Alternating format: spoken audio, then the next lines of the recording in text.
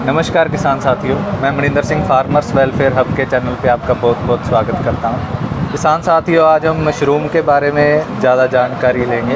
कैसे इसको उगाया जाता है, किन किन बातों का ध्यान रखना चाहिए और किस मौसम में कौन सा मशरूम उगता है, इसके बारे में ज़्यादा जानकारी देंगे मैम पवित्रा जी। मैम बहुत बहुत स्वागत है हमारे चैनल पर। तो किसान साथियों को थोड़ा मशरूम के बारे में जानकारी दीजिए।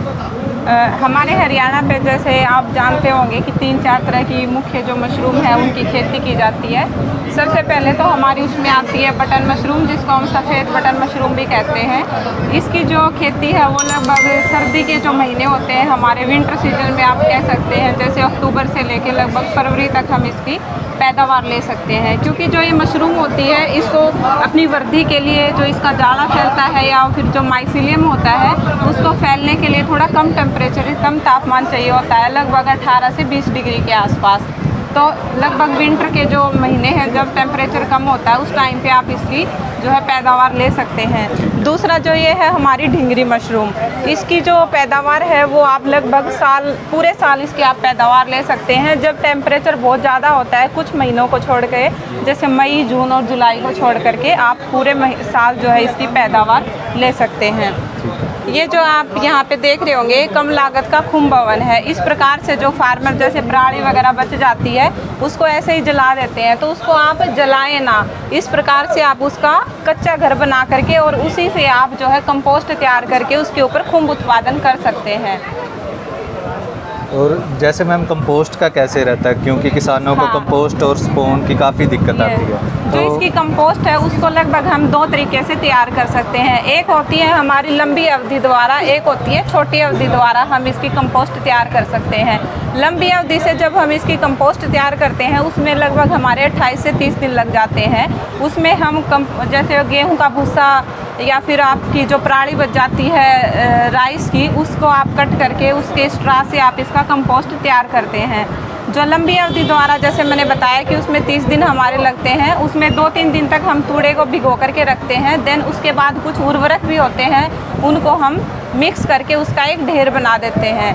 ढेर हम 5 फुट ऊंचा 5 फुट चौड़ा रखते हैं और लंबाई हम अपनी सुविधा के अनुसार उसका रख करके, और उसमें लगभग 7 से 8 पलटाइयाँ होती हैं।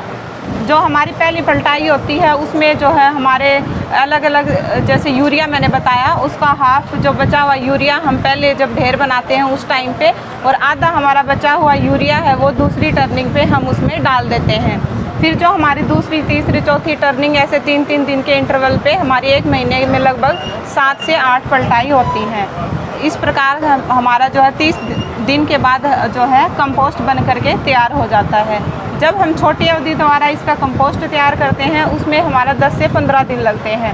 उसके लिए हमें इस प्रकार के पाश्चराइजेशन टनल की आवश्यकता होती है। ये इसमें जो है नीचे ब्लोअर्स लगे होते हैं जिसमें से गर्म हवा इसमें से निकलती रहती है, और इस विधि से जब हम कंपोस्ट बनाते हैं उसमें लगभग हमारी 2 से 2.5 गुना जो है कंपोस्ट ज़्यादा मिलती है। और इस विधि से बनाई हुई कंपोस्ट में बीमारियाँ भी जो है कम आती हैं, क्योंकि उस टेम्परेचर जब बहुत ज़्यादा हाई होता है तो उस पर जो बीमारियाँ फैलाने वाले कीटाणु होते हैं वो मर जाते हैं। तो इस विधि से जो है बीमारियाँ आने के चांसेस भी कम होते हैं।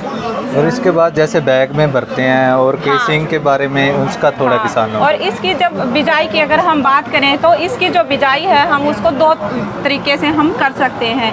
एक होती है मिश्रित विधि, दूसरी होती है सतह में बिजाई करनी। मिश्रित विधि में हम क्या करते हैं, जो खुम्ब का बीज होता है जिसको हम स्पान बोलते हैं, उसको हम कंपोस्ट में मिक्स करके बैग में भर देते हैं या फिर हम सीधा उसको रैक में बिछा देते हैं।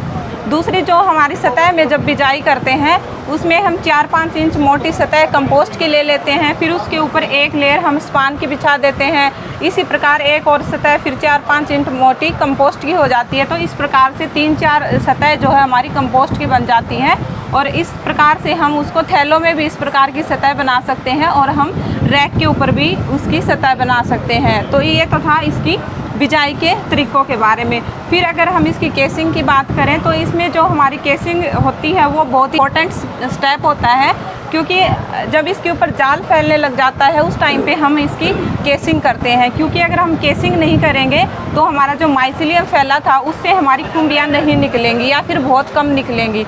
तो केसिंग करना बहुत ही ज़रूरी होता है। दूसरा जो केसिंग का मुख्य जो महत्व होता है वो इसके अंदर मॉइस्चर कंटेंट होता है, जो पानी उसको जो है प्रॉपर मेंटेन करके रखती है। और तीसरा जो है इसको सपोर्ट करती है, वो सीधा खड़ा होने के लिए खुम्बी को वो एक सपोर्ट भी देती है, इसलिए हम केसिंग जो है इसमें करते हैं। और ये कितने दिन जैसे बीज डालने के बाद आप कर सकते हैं? जो बीज डालने के लगभग हफ्ते 10 दिन के बाद जब इसमें माइसीलियम पूरी तरह से फैल जाता है तब हम उसके ऊपर केसिंग करके उसको अखबार से ढक देते हैं। और इस प्रकार से जब हमारी बिजाई को लगभग 30 से 35 दिन हो जाते हैं उसके बाद आप इस तरह के जो है इसमें बटन से निकलने स्टार्ट हो जाते हैं। ठीक है। सो बहुत ही अच्छी जानकारी मैम आपने हमारे किसान भाइयों को प्रोवाइड करवाई है, तो बहुत बहुत धन्यवाद आपका इतनी अच्छी जानकारी देने के लिए। और वीडियो को ज़्यादा से ज़्यादा सभी किसान भाई ज़रूर शेयर करें ताकि दूसरे किसान भी मशरूम के बारे में ज़्यादा जानकारी ले सकें। और फार्मर्स वेलफेयर हब के चैनल को ज़रूर सब्सक्राइब कर लें। धन्यवाद। Okay sir, thank you.